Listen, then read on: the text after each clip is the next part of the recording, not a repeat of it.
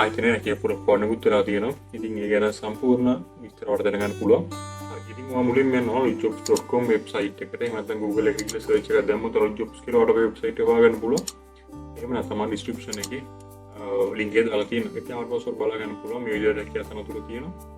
රැකියා තනතුරු තමයි financial accountant. ඊළඟට closing date එක වෙනදා 6 වෙනි මාසේ 15.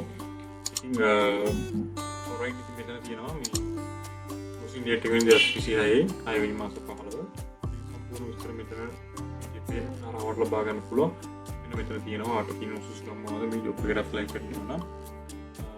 ඉතින් ඔයාලට මේ ටික කියව ගන්න පුළුවන්. මෙන්න විද්දිත් ශ්‍රී ලංකාවේ පාරිභෝගික 6,54,000 සංඛ්‍යාවක් සිටින මේ ආයතනය වගේම සේවක පිරිස 400ට වැඩි. ඔයාලට මෙන්න මේ සුසුකම් තියෙන්න ඕනේ මේ ජොබ් එකට apply කරනවා. ඔයාලට සීමා නැත්නම් chartered ACC සමාජිකත්වයේ තියෙන්න ඕනේ.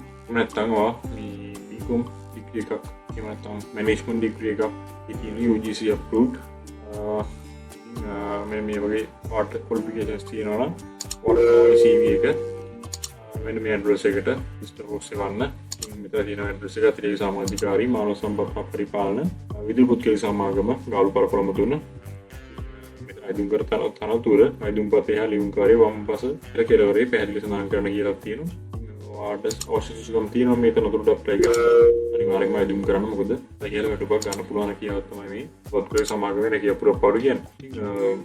මේක දැනගත්ත නම් යාළුවන්ට බන්න වීඩියෝ ෂෙයා කරන්න. ඒ වගේම subscribe කරන්න කරන්න නැත්නම් එපා. එනම හැමෝටම සුබ දවසක්.